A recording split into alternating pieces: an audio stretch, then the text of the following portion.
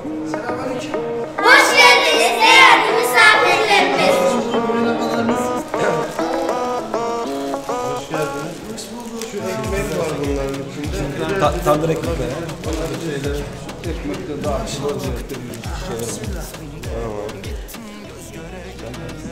Çok iyi. Çok güzel. Ben şöyle söyleyeyim, ben Türkmenistan'a, Kurtuluş'la keza aynı şekil. İlk defa geldik. Çok güzel karşıladınız. Çok teşekkür ederim öncelikle. Yarın konserimiz var. Bütün Türkmenistan halkını, Aşkabat halkını bekliyoruz.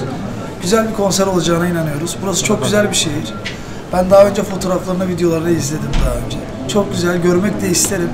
Gündüz vakti inşallah zaman bulabilirsek buranın güzelliklerini de gezeceğiz. Şöyle söyleyeyim, yeni yıl hepimize, bütün Türk halkına, bütün Türkmenlere, herkese mutluluk, huzur getirsin.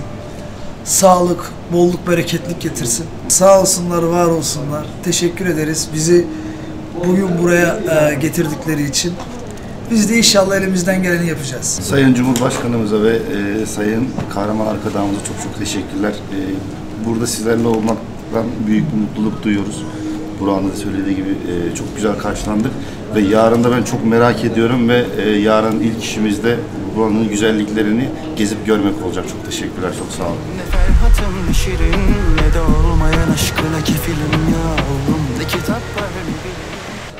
Good morning. Welcome to Yıldız Hotel. Please welcome. This palace for you. Please try our national traditional food fishnet.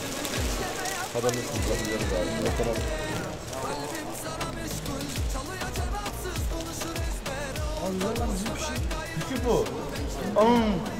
Çok güzel. Çok güzel.